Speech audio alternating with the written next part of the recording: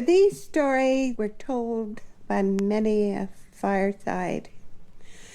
These stories were told by grandmothers and aunts, and most of them are lessons to it. And grandmother or aunt used to tell stories to little ones. Many little ones would be sitting by grandmother or aunt, and they'd tell stories about animals and the birds, and these stories were told to because grandmothers loved their children. The grandmothers loved to have their children around them, and share with them, and to have them around them. And these stories hold very dear to me because they're not only the stories I remember. It's just usually the storyteller, like the grandmothers and aunts. I can think back because they loved me, and they never told me to go away and sit down. I'll tell you a story.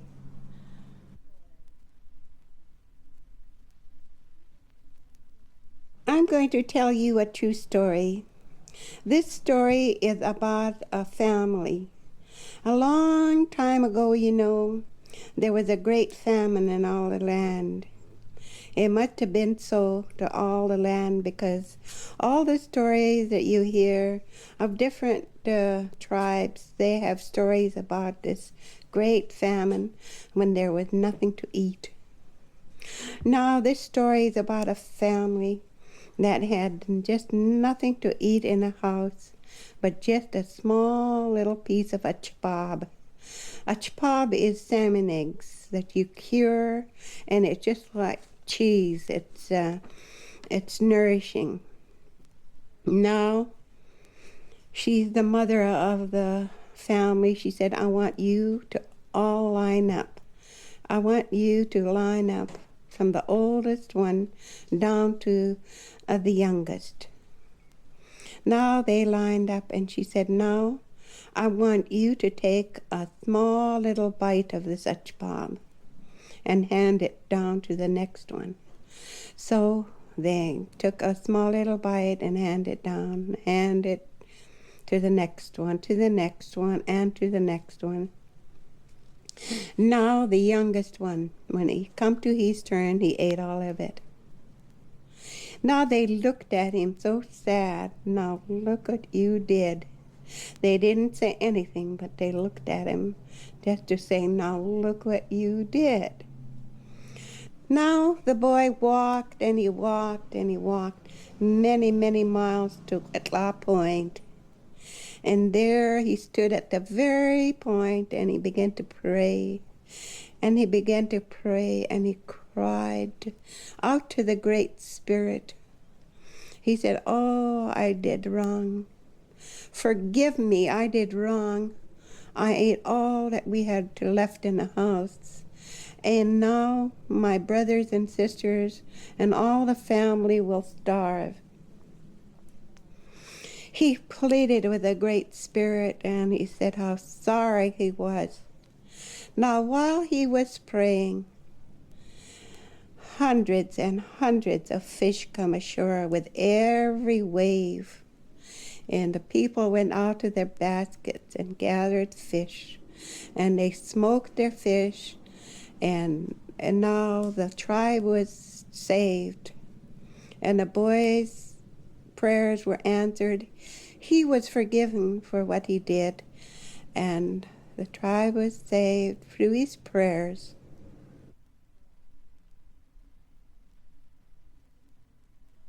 I'm going to tell you a story that my mother told me.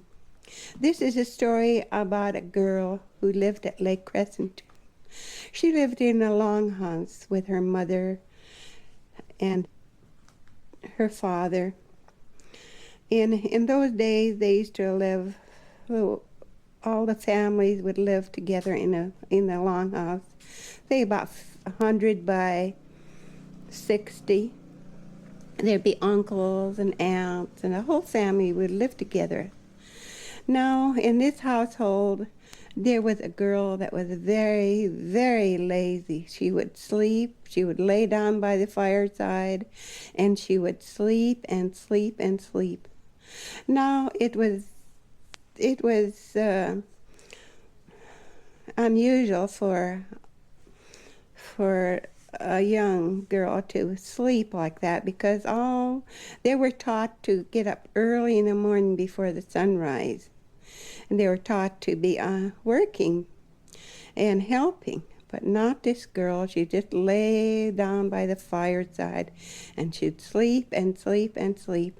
Pretty soon her hair was getting tangled and her face is full of soot. And she was so dirty, she just lay there and sleep. One morning, her stepmother said, "Ha, Wickabucka's still asleep." And she threw a piece of fish tail or head at her. Just, "Ha, Wickabucka's still asleep." Now she felt really bad. To be called Wickabucka, that means lazy bones. She got up and she walked over to the lake and up to the hillside. She sat there and she cried and she cried and she cried and she cried. And the waterfalls that you see over there at Lake Crescent are her tears. Now she heard a voice say, "Now, why are you crying? What's the matter?" And she looked up, and there was a flock of beautiful white swans. She said, "Nobody loves me. They say I'm lazy and I don't know how to do anything." Now they said, "Oh, that's too bad. Why don't you come with us? We'll show you all you need to know." So she said she would go with them. Now the leader says, "You get on my back and you close your eyes real tight. Because if you open your eyes, you're going to fall." So she closed her eyes and she hung on to the leader, and she heard them sing their song. Kauai, kauai, hi, hi, sa sinya wo, dum, dum, dum, dum, dum.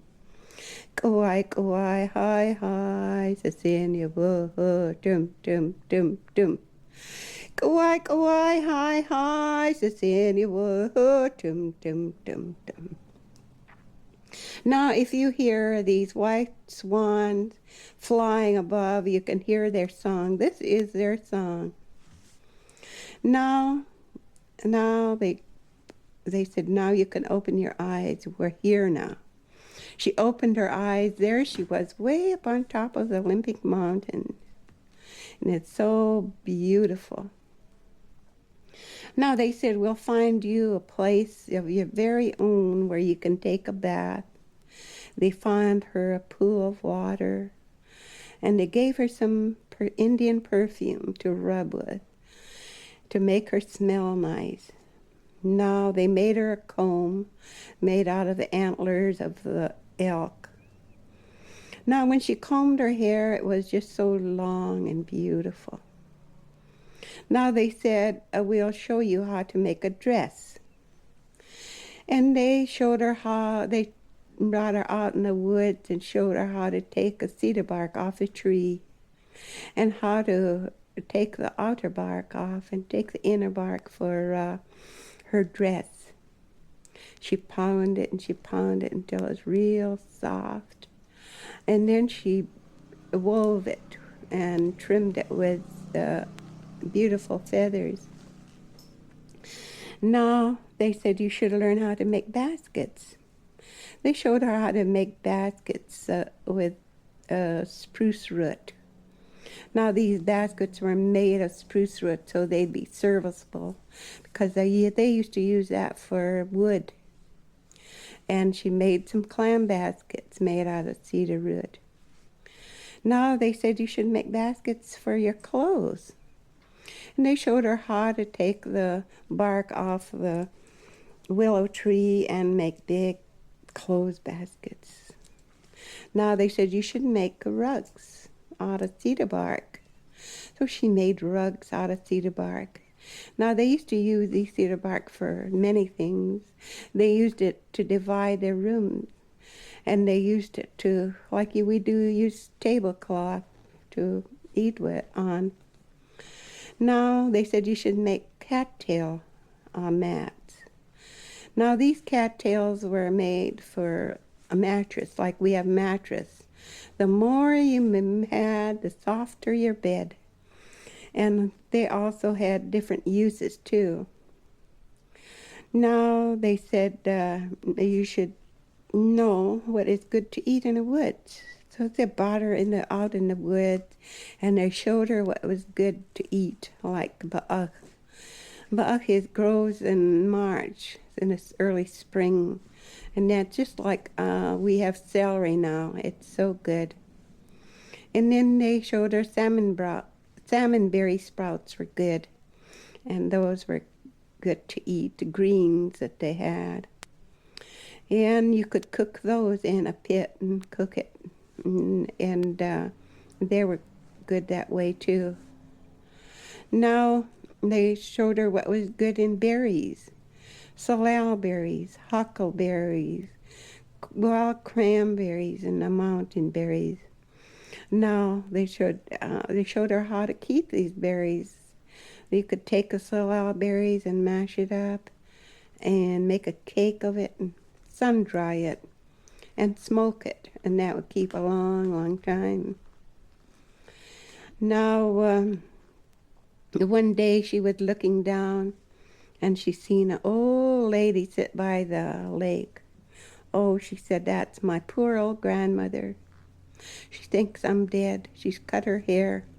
Now, they used to cut their hair long ago when they're a real show how sad they were if someone died. So, oh, my grandma thinks I'm dead. Now, they said, you can go home because you know all you need to know. And you can take all the things that you made. So the leader said, get on my back, close your eyes. She closed her eyes, and they sang their song. Go-I, hi, hi, Cecilia, dum, dum, dum. Go-I, hi, hi, Cecilia, dum, dum, dum. Go-I, hi, hi, Cecilia, dum, dum, dum, dum. Now they say, we're here now. And she thanked them for all they had taught her. And, you know, her grandmother didn't know her at first. And she hugged her. And she gave a big party for her. And she gave her a beautiful name. And she gave each guest a present of something that she made herself. Now, this is a story that all the Indian legends have a lesson to it. And this story, don't be lazy.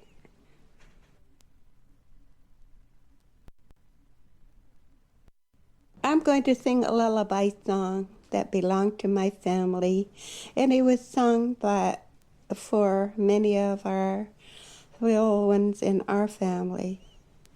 It was sung by my great-grandmother. Da da ba do kwasi ha ha kuba do zeya o hana yes hana yes sia o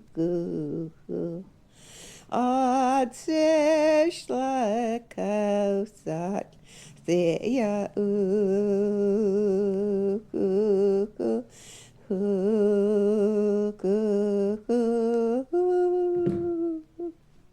Now this lullaby song says, my poor little princess, you have such beautiful hands, but you're a poor, poor little baby now.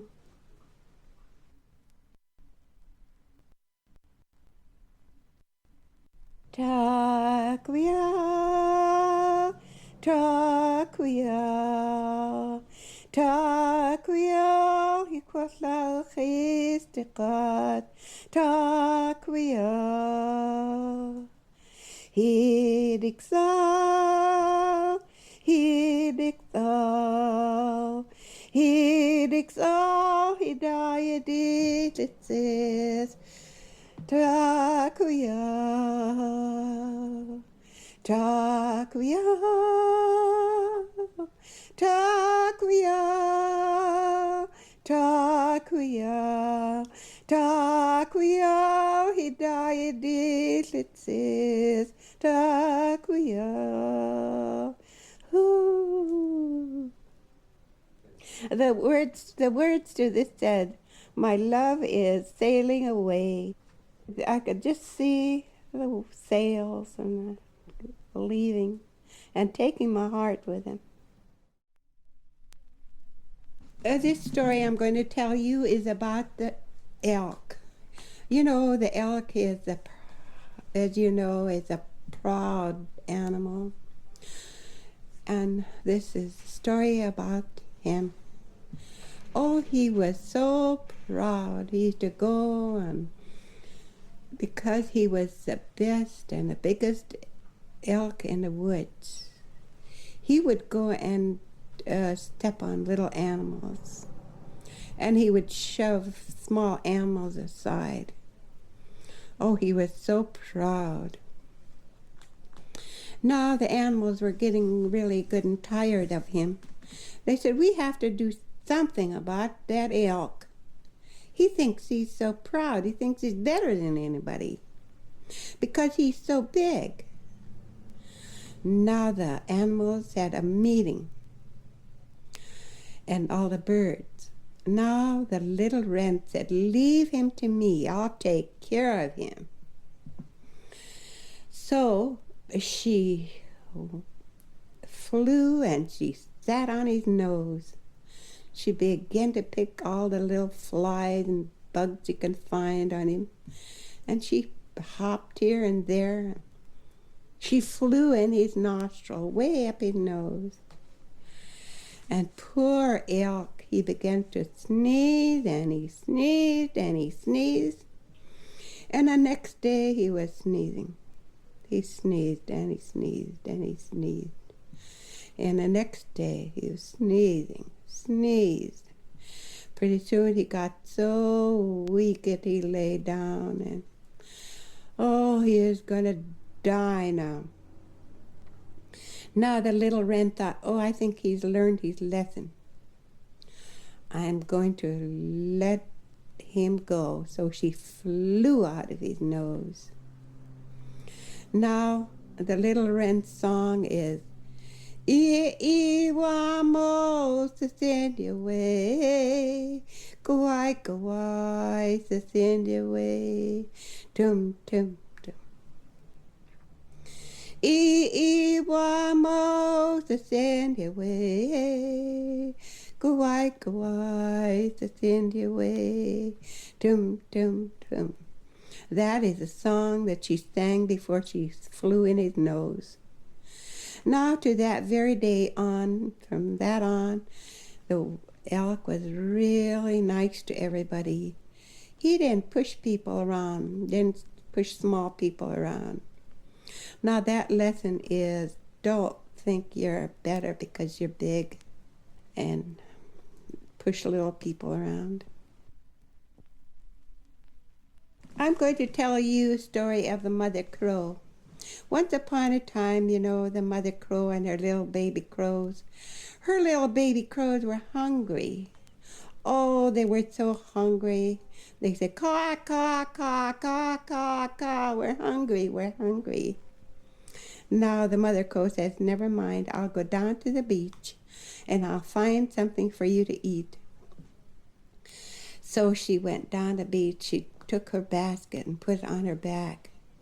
She went down early in the morning when the tide was out. She began to sing her song. Yeah, Ewa, yeah, Ewa, yeah, Ewa. Duks, yeah, Ewa. Kakashtukachaktre, yeah, Ewa, yeah, Ewa. yeah, ee-wah, yeah, ee-wah. I'm looking for a hair seal. I'm looking for a hair seal. She went along, and pretty soon she found a nice fat hair seal. She put it on her back. She was so happy she went along. Yeah, ee-wah, yeah, ee-wah, yeah, ee-wah, yeah, ee-wah, yeah, ee-wah, yeah, ee-wah. Pretty soon she met the raven, and he said, wait a minute, my dear. You're losing whatever you have on your back. I'll straighten your basket. So he went in back, took her hair seal out and put a rock in it. She said, thank you, thank you, thank you. And then she went on, yeah, ee-wah, yeah, ee-wah, yeah, ee-wah, yeah, ee-wah, yeah, ee-wah, yeah, ee-wah.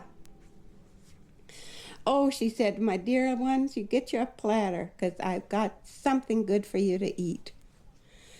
And they took the platter, and she dumped her basket, and it broke the platter in a million pieces. That raven, she said, he played a trick on me. Now you go over to his house and eat. So they went over, and there was the raven. He was cooking the seal in a pit. He was steaming it, and oh, it smelled so good. Now they said, I'm glad you came. I'm glad you came. Now I want you to dance around the fire, he said, until the seal is cooked. Now I'll give you each a pole, and I want you to look way up on top. Now you dance around. Yeah, ee-wah, yeah, ee-wah, yeah, ee-wah, yeah, ee-wah. And they danced, and they danced, and they danced till they were tired. Now they said that seal must be cooked by now. And they looked, there was nothing left but bones. The raven had ate all of it. Now they went home, caw, caw. They told their mother what raven did. Klookshoot, that's the Makah name for raven, Klookshoot. Mother Crow said, never mind that old raven. He's just an old glutton. He never likes to share. Now that lesson is don't trust people, because some people you cannot trust. Once upon a time, the deer was talking to his wife early in the morning, and he said, I'm going to pull my canoe up today. I'm going to pull my canoe up, and I'm going to make it swift because it's getting so slow. And the way they used to do this long ago is they used to pull it up and turn it upside down. And now he went early in the morning, and he got some cedar and made a torch. Now he said, I'm going to burn all the splinters off my canoe because it's getting so slow. So his wife said, now be careful, you're so curious. Oh no, he said, I'm going to tend to my work. So he took a torch and he lit it, and he went this way and that way on the bottom of his canoe. Just then, a group of canary bird girls come along. And they had rattles in their hands, and they were dancing and dancing. Now the deer looked up, slow, and he looked and he stared at them, and he burned his canoe up. Now, that is why the deer is so curious.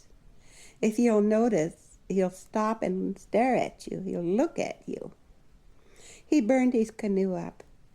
Now his wife said, now I told you, you are so curious.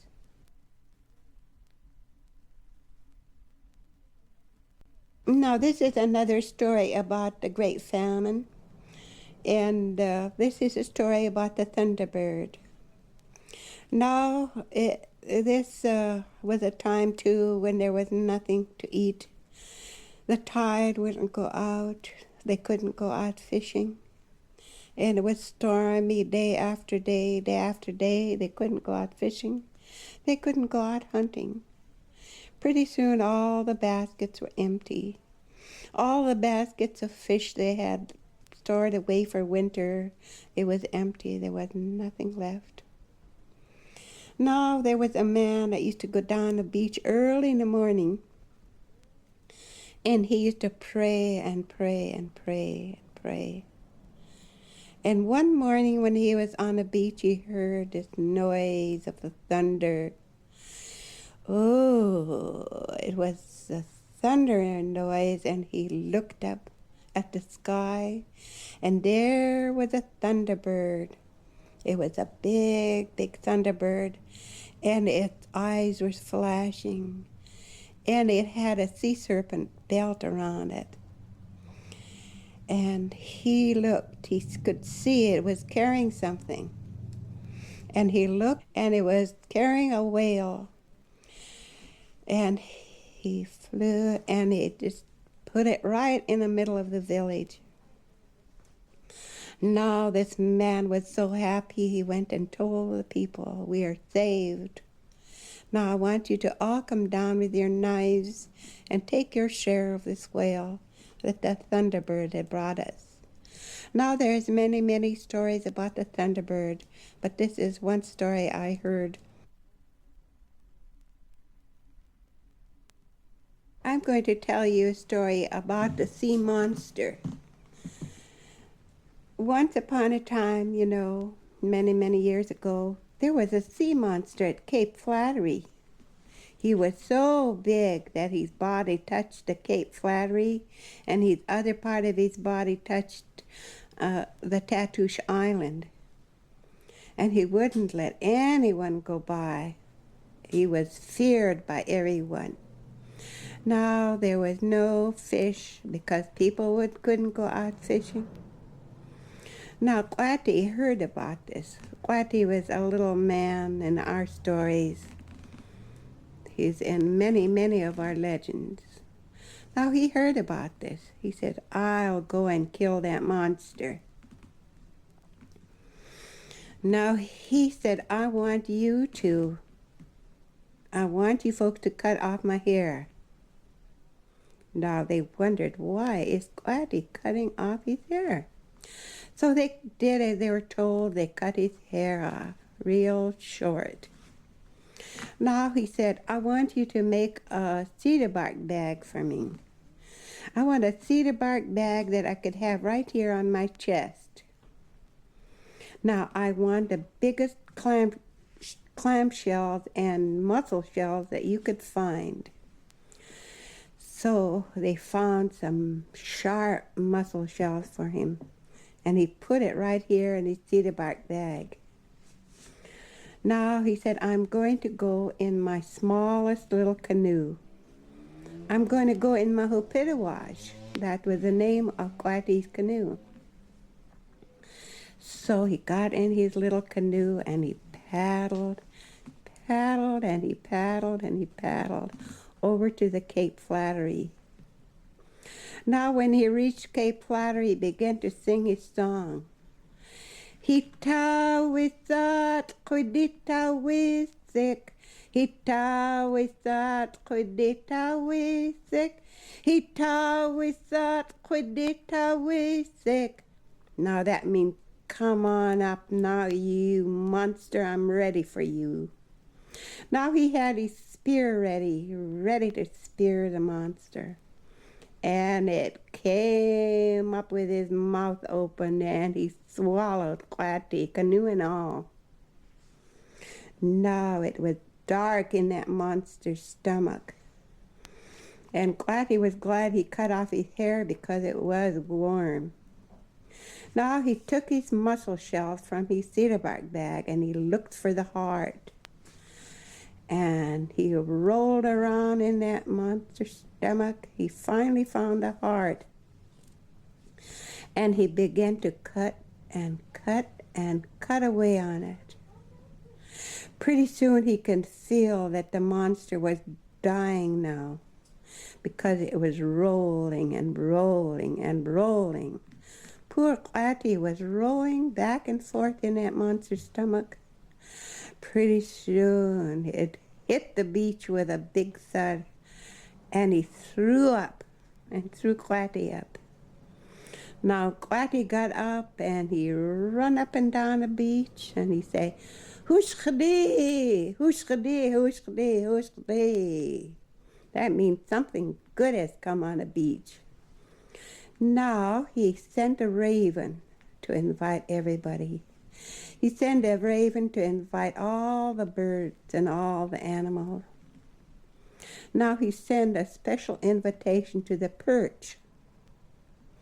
Now the perch was very, very happy to be invited, so she said, "Well, I have to have a stripe here. I have to have a different color stripe here, and I have to have a stripe here, and I have to have another beautiful stripe here." And that's why the perch has many, many colors. Now she said, "I have to have a small mouth." So she worked on her mouth until it was so small. That's why the perch has a little tiny mouth. Now she said, "I guess I'm ready. I'll go to the feast." So she went over there, and she was nothing left but bones. "Where is my share of this feast?" she said. And they told her, "There is nothing left. When you're invited, you must come on time." And that story is, always come on time, or you'll get left. And they tell us that today. If we are late, they'll say, "Uh-oh, perch,